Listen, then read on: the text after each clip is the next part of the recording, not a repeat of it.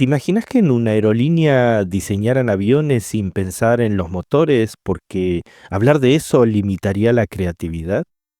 ¿O que en un hospital eligieran a los cirujanos por la foto del quirófano que publicaron en Instagram? Suena ridículo, ¿no? Pero en arquitectura no tanto. Imprimimos montañas de papel mientras hablamos de sostenibilidad, vendemos trasteros como Love o como New Age, ganamos concursos con render que nunca se parecen al edificio real, y lo peor no es que pase, es que ya ni nos sorprende. Hoy hablamos del mundo de lo absurdo en la arquitectura, y no es ciencia ficción. Quédate que esto acaba de comenzar. Aquí comienza. La arquitectura no es una caja, segunda temporada, con Marcelo Fraile Narváez. La voz más ronca, aprendimos rápido lo que cuesta hablar. La arquitectura no es una caja, un programa hecho con amor y sin miedo a incomodar. Nos miraron raro por no encajar, por no sonreír cuando... Muy buenos días. Muy buenas tardes. Y muy buenas noches.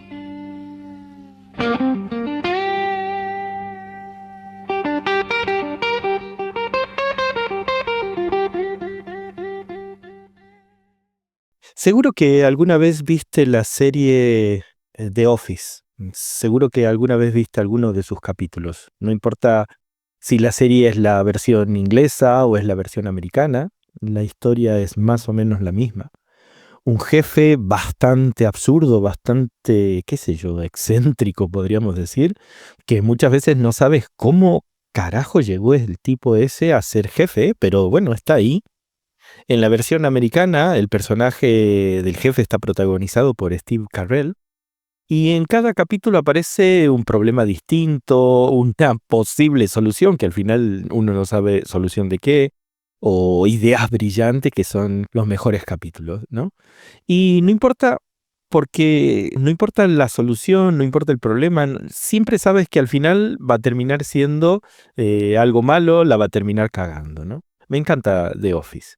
Creo que por lo absurdo, por lo disparatado, pero al mismo tiempo creo que la comedia funciona porque en medio de todas esas idioteces encuentras algo terriblemente inquietante. Y es una identificación perfecta con algún momento, con alguna situación, con algún lugar o algún hecho de la vida real, ¿no? Cosas que parecen delirantes y que, sin embargo, si nos esforzamos un poquito, la encontramos terriblemente semejante a las cosas que suceden en la vida real. Y si nos esforzamos un poquito más, también podemos encontrarla en el mundo de la arquitectura. Así que hoy quiero hablarte de eso, de las cosas absurdas de la arquitectura que aún hoy en pleno siglo XXI siguen existiendo y uno no sabe por qué y uno espera encontrar una respuesta, pero no. Es como un capítulo de Office, solamente hay que a veces sentarse y observar lo que pasa, ¿no? Cosas que si un médico, un odontólogo o cualquier otra profesión te las dijera, pensarías que te están tomando el pelo, te reirías o quizás te darías media vuelta enfadado, enfadada y te irías. Pero sin embargo en arquitectura no, en arquitectura todos actúan como si todo tuviera sentido, ¿no? Cosas que siguen pasando hoy, cosas que sabemos que no funcionan, que sabemos que son incoherentes, que sabemos que son absurdas, pero ahí están, se repiten años tras años, generación tras generación, con una naturalidad, con una solemnidad incluso. Las defendemos, las justificamos, le damos marco teórico, y ahí está la paradoja.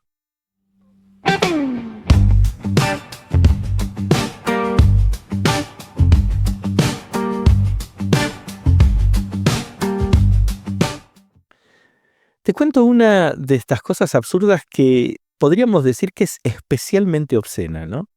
Tenemos asignaturas que hablan de sostenibilidad, de impacto ambiental, de ahorro energético y de no sé cuántas cosas más relacionadas con el medio ambiente.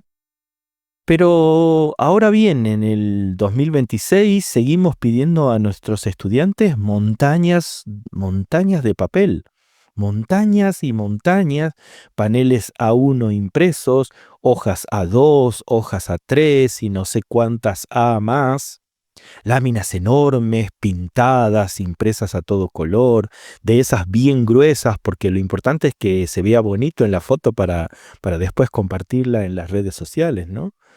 Maquetas de cartón pluma, de acetato, de madera, y por qué no también, ya que estamos, de plástico, porque, total, maquetas que en el mejor de los casos tendrán una vida útil de 48 horas como mucho, ¿no?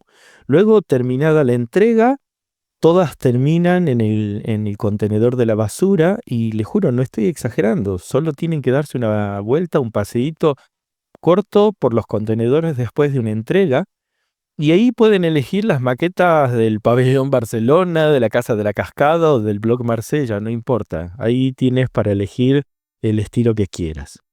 Y no es de una asignatura o de dos, sino que son asignaturas enteras donde lo obligatorio a veces pareciera que pasa por la materialización, no por pensar mejor, sino imprimir más grande.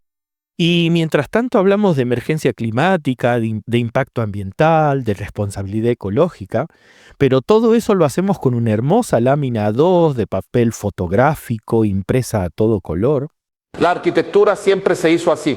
Es extraño, ¿no? Porque si uno lo mirase en otras carreras, en otras incumbencias, sonaría muy, muy raro. Es como si en la Facultad de Medicina todas las semanas necesitáramos un par de cadáveres nuevos para practicar, porque una vez que practicamos los tiramos, y cada asignatura, bueno, tuviera su cuota anual de sacrificio, ¿no? Al final daría miedo pasar un poco por el edificio de la escuela, por si acaso, qué sé yo. Imagínate una escena de una clase donde digan, bueno, este semestre vamos a necesitar 30 cuerpos porque, bueno, es parte del aprendizaje. Así que si tienen alguna abuela, algún tío viejito, tráiganlo para la última clase, así podemos amortizar un poquito el gasto, ¿no? Todo esto nos escandalizaría, pero aquí no. Aquí lo llamamos cultura de proyecto, lo llamamos rigor, lo llamamos oficio. Y si preguntas por qué no se digitaliza todo, por qué no se hacen entregas en digital, si preguntas por qué no se replantea el modo de entrega, la respuesta casi siempre es la misma, porque siempre se hizo así y funciona. Y cuidado, no estoy hablando del dibujo a mano de este que tanto hablamos siempre. Estoy hablando de toneladas de material desechable, de rituales que duran un día, de producir basura para demostrar compromiso académico. Y no nos metamos en el tema de los exámenes, porque eso es otro tema más. Una vez pasados los exámenes se deben guardar durante años. Entonces, ¿qué hacemos? Depósitos, habitaciones llenas de papel, armarios repletos de exámenes por si dentro de, qué sé yo, de 3 años, alguien descubre que le corrigieron mal acuarelas 4 y bueno, puede reclamar, entonces, bueno, va y reclama y ahí tiene que tener ese papel, esa constancia, ¿no? Acá lo absurdo no es el papel, lo absurdo es hacerlo mientras hablamos de sostenibilidad, mientras hablamos de salvar el planeta. Esa es la parte incómoda, no es tradición, es incoherencia. Todo esto es como un ritual vacío, ¿no? We print it big, we print it loud. We talk about the future proud. We draw the lines, we sell the dream. It looks so good. Vamos con otra. Esta también es de las buenas. Seguimos construyendo edificios que sabemos que, no sé, en el mejor de los casos y siendo muy generosos, en 30 años van a ser terriblemente incómodos, ineficientes o directamente inviables climáticamente, sin contar si la mitad de las cosas se han deteriorado, ¿no? Lo sabemos, lo conocemos porque sabemos los materiales que estamos utilizando. Sabemos los diseños, sabemos que si una ventana no se la protege, interiormente el espacio termina siendo un horno donde no se puede habitar en verano, ¿no? Lo sabemos, los datos están ahí, las simulaciones están ahí. Las temperaturas cada vez están subiendo, cada verano es peor que el anterior.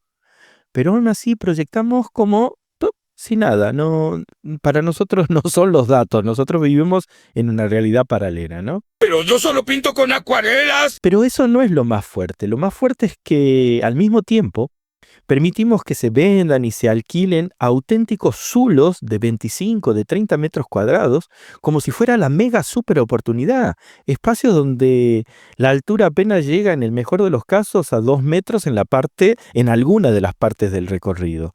Donde la ventilación ya no vamos a decir que existe, sino que es dudosa. Donde la luz natural casi es como una anécdota, ¿no? Entonces, ¿nosotros qué hacemos? Lo llamamos estudio, lo llamamos loft, lo llamamos monoambiente, lo llamamos vivienda eficiente. ¿Eficiente para quién? Para el propietario que lo tenía antes como trastero y ahora lo vende como una super mega oportunidad, ¿no? O peor, lo alquila con cuotas que parecen viviendas premium. Imagínate que, no sé, esto sucediera en medicina, ¿no? Mira, te tenemos que operar de apéndice, pero para que no te salga tan caro, te vamos a operar de una hernia. Total, ya dejamos la apertura preparada para la próxima y en la siguiente solo pagás la reapertura, ¿no? Son escándalos, en serio.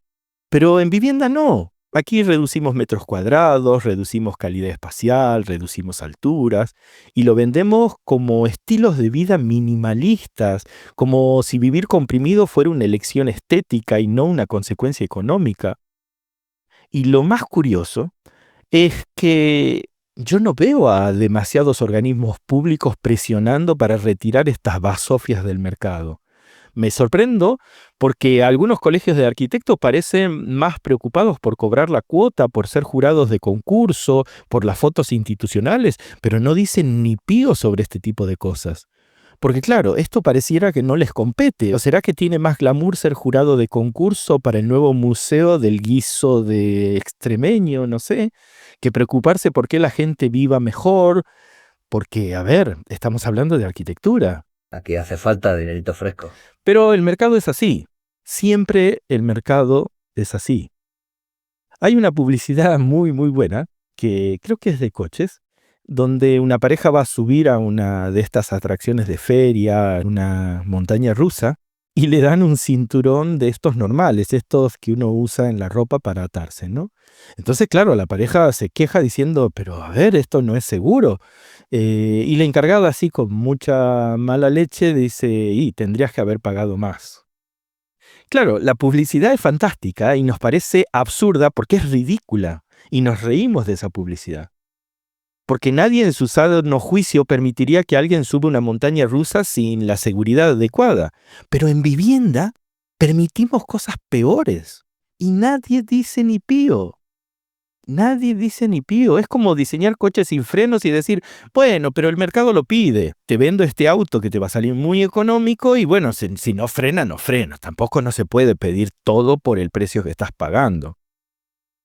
La arquitectura es probablemente la única disciplina donde el error pareciera que se tapa o se esconde detrás del ficus, ¿no? Dura décadas y el que lo paga siempre no es el proyectista, sino el pobre infeliz que vive dentro. Yo alucino cuando al día de hoy todavía sigamos cobrando un proyecto a partir de los metros cuadrados construidos. Volviendo a medicina, ¿qué tal? Mire, a ver, yo le voy a cobrar de acuerdo a los metros o a la longitud que tenga que hacer de la cirugía. Ahí vamos a ir viendo. Un plan perfecto, sin fisuras. Es loquísimo, es loquísimo. Yo no me operaría ni de broma con esa persona. Pero en arquitectura lo damos como válido. Damos como válido que los honorarios del proyectista dependen de la cantidad de metros cuadrados calculados, de la cantidad de metros cuadrados diseñados. Increíble. We build it tall, we build it smart. We say it's science, we call it art. We know the cracks, we know the flaws, but no one ever... Vamos con otro. Los concursos. Estos son mis favoritos. Todavía hay concursos donde el criterio real, bueno, no existe, no es viable. No es el mantenimiento, no es el presupuesto, porque el presupuesto está casi como si fuera una especie de, bueno, algo que hay que poner. El uso tampoco. El uso es como decía Groucho Marx. Estas son mis reglas y si no te gusta tengo estas otras. Porque en realidad los concursos en lo que más pareciera que tiene influencia es la imagen impactante, el render perfecto, ese cielo dramático, personas caminando en cámara lenta con un café en la mano, y si encima esas personas tienes diversidad de distintas etnias y qué sé yo, bien colocadas estratégicamente, joder, eso es oro en polvo. Luego, total, igual nadie entra en ese edificio porque, qué sé yo, no funciona o todavía no está claro para qué sirve, pero no importa, el render funciona de maravilla. Y todos sabemos cómo funciona. Si la imagen seduce, pasa a la siguiente fase. Si no seduce, muchas gracias por haber venido, que tengas un buen día. Gracias, vuelvan pronto. Gracias, vuelvan pronto. Sería, de nuevo, en medicina sería como elegir un cirujano por las fotos del quirófano que publica en Instagram, ¿no? Le das like y lo contratas para que te haga la próxima cirugía. La renderización se ha convertido en un maquillaje estructural, es mucho brillo, poca anatomía. Y no estoy diciendo que la representación no sea importante, es importante. Lo absurdo es cuando sustituye al verdadero proyecto, cuando el edificio todavía no sabes cómo se va a mantener, no sabes cuánto va a costar climatizarlo, no sabes cómo se va a limpiar las fachadas, porque son fachadas imposibles. Pero el render ya es portada de la última revista de arquitectura, es boom en las redes. Y claro, luego pasa lo que pasa, presupuestos que se disparan y terminan saliendo el triple, el cuádruple de lo que se solicitó, materiales que se cambian porque son imposibles de sujetar o que se caen, detalles constructivos que no existen, entonces no se sabe cómo cuernos se hace eso. Y al final muchos de los edificios terminan abandonados hasta que se lo termina demoliendo, ¿no? Creo que todos conocemos varios casos al respecto. Pero eso ya no importa, la imagen cumplió su función, ganó. Es arquitectura como una especie de campaña publicitaria, no como un sistema real. Y lo más inquietante es que lo sabemos. Sabemos que muchas veces el concurso premia la promesa visual, no la solvencia técnica, pero seguimos jugando. La arquitectura es una máquina de habitar. Porque el juego está diseñado así. Y casi nadie quiere ser el único que entregue algo honesto. ¿Para qué voy a cumplir las normas? ¿Para qué voy a cumplir las reglas del juego si al final van a terminar ganando los otros? Si sabes que no vas a ganar, entonces no cumplo las reglas. It's fine. We say it every time. As if nothing happened. Vamos con otro. Hablemos de enseñar. Se sigue enseñando a proyectar sin hablar de dinero real, sin hablar de promotores, sin hablar de seguros, sin hablar de responsabilidades jurídicas, sin hablar de plazos, sin hablar de mantenimiento. Proyectamos como si el presupuesto fuera una molestia vulgar, es algo sucio, como si hablar de costes ensuciara la pureza del diseño, la esencia del saber, ¿no? Y claro, luego los estudiantes salen al mundo real y descubren que el proyecto no se construye con conceptos, que esa idea tan genial, eso cuesta dinero y muchas veces no se puede ejecutar porque sale fortunas. Se construye con números. Sería como, no sé, yo me imagino enseñar a pilotear un avión comercial, pero se lo enseñamos con el simulador de Google, ¿no? Y después, claro, salen el primer día de trabajo y les damos un Boeing 737 y decimos, buena suerte muchacho, buena suerte señorita, y esperemos que no la caguen. Porque en las escuelas el proyecto es infinito, siempre puede crecer un poquito más, siempre puede mejorar un poco más, siempre puede incorporarse otra idea brillante. Pero en la realidad no es así, en la realidad hay un límite y ese límite no es estético, es económico, es normativo, es jurídico, no lo sé, hay miles de límites. Y ojo, no estoy diciendo aquí que haya que convertir la universidad en una especie de oficina contable. No estoy diciendo eso. Estoy diciendo que lo absurdo es fingir que el dinero no existe. Y así se diseñan viviendas de interés social. Yo alucino con estas cosas, porque terminan siendo tan caras que los únicos que pueden comprarlas son los de siempre, inversores, bancos, fondos, mientras la gente que realmente necesita esas viviendas no puede acceder ni hipotecando el hígado de 3 generaciones para poder pagar esa hipoteca. Porque son locas, son mega super viviendas que no son viviendas de interés social.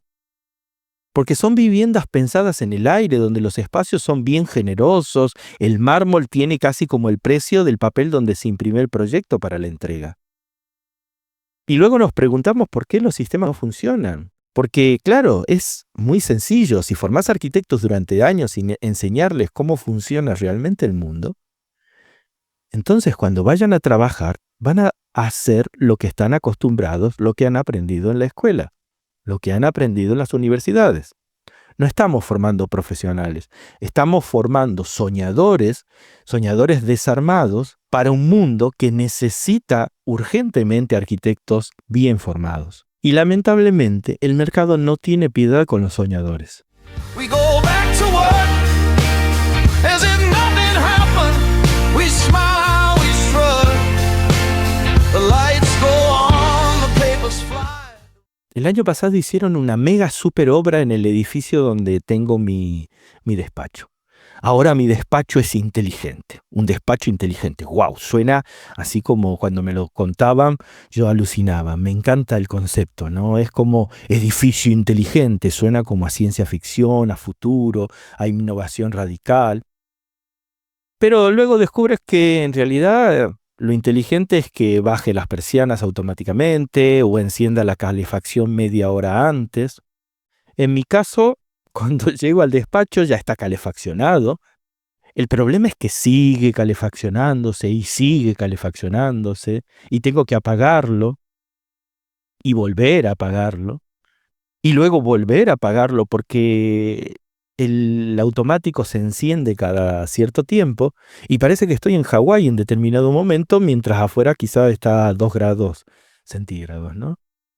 Y mientras escribo esto, tengo que estar moviéndome como si estuviera bailando la Macarena, porque si me quedo quieto el sensor no me detecta y me apaga la luz. Así que aquí estoy, bailando la Macarena para que el edificio me reconozca como ser humano, mientras sigo peleándome con el puto sensor que se ha vuelto a encender y ha vuelto a encender la calefacción, ¿no? This is so funny. En fin, son las cosas del mundo de la arquitectura que si no eres del gremio no lo entenderías. Tenemos pantallas táctiles para encender una luz que antes lo hacíamos con un interruptor. Aplicaciones para abrir una puerta que antes las hacíamos con un picaporte. Sensores que nadie sabe mantener y cuando fallan convierten el edificio en una especie de caja bloqueada, ¿no?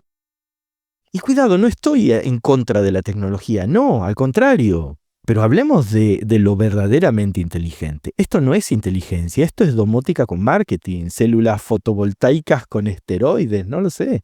Sistemas súper complejos, pero infrautilizados para regar el césped de forma automática. Es como, no sé, comprarte una Ferrari, pero la utilizás para irte al supermercado que encima está en la esquina de tu casa. Acá el problema no es la tecnología, al contrario. La tecnología bien pensada es una herramienta brutal. Podés optimizar el consumo energético, podés anticipar los fallos, podés aprender sobre el uso real de la gente y a partir de ahí optimizar las funciones del mismo edificio. Pero el problema es cuando llamamos inteligente solo porque pones 2 o 3 sensores. Eso no es inteligencia, es una automatización básica que se la envuelve en marketing. Un edificio inteligente, de verdad, un edificio de verdad debería adaptarse, aprender de cómo se usa, optimizar consumos, detectar errores. No obligarme a bailar la Macarena para que me detecte. Eso no es futuro, eso es un gadget. Y lo peor es que la palabra inteligente se convierte casi como una especie de escudo, porque si es inteligente nadie pregunta más. Porque es inteligente. Y sin embargo la pregunta importante acá es, ¿funciona? ¿Hace la vida más cómoda? ¿Consume menos de verdad? Porque una cosa es la tecnología y otra cosa es el postureo tecnológico. Porque como decía un profesor que tenía en la universidad, el papel lo soporta absolutamente todo. En la memoria del proyecto pueden escribir sistemas inteligentes de gestión integral adaptativo, pero luego en la cancha se ven los pingos. Y ahí es donde el edificio demuestra si es inteligente o no, o simplemente es una inteligencia cutre. Against the sky as if nothing happened. We just comply. Hay un episodio de Office donde Dwight provoca un incendio falso. empieza a jugar con una serie de papeles, qué sé yo, y cierra unas puertas para provocar este incendio y de alguna forma concientizar y enseñar sobre seguridad en los entornos laborales, ¿no? Cierra las puertas, se produce un pánico dentro de la oficina, al final casi termina matando a alguien porque provoca un infarto. Todo esto con una buena intención, si se quiere, que es la idea de demostrar que él tenía razón. Es terriblemente absurdo, es exagerado, es completamente desproporcionado lo que hace. Pero lo verdaderamente brillante no es el incendio, es que al día siguiente vuelven a la oficina, nadie dice, oye, pero tenemos que hablar de este problema estructural. Sí, ya sé que es una comedia, pero no siguen hablando. Siguen trabajando, siguen haciendo reuniones absurdas, siguen imprimiendo informes inútiles en esa impresora que cada 2x3 se rompe, siguen organizando el día de la concientización como si nada. Y a veces siento que, como en el capítulo de Office, en arquitectura pasa exactamente lo mismo. Sabemos que hay cosas absurdas, las vemos, las criticamos en voz baja, a veces en voz alta. Incluso hacemos podcast para hablar sobre ellas. Pero al día siguiente volvemos al estudio, imprimimos la lámina 1, mandamos el render con el cielo dramático, cortamos el cartón pluma para la maqueta, diseñamos ese zulo de 25 metros cuadrados, pero le ponemos un nombre inglés para que suene más aspiracional. Y seguimos como si nada. Quizás el verdadero problema no sea el incendio. Quizás el verdadero problema es que la oficina nunca se cuestiona. Y quizás el verdadero problema no es el absurdo. Es que ya forma parte del manual. Y ahora tengo que dejarlos porque una vez más se ha encendido este puto sensor.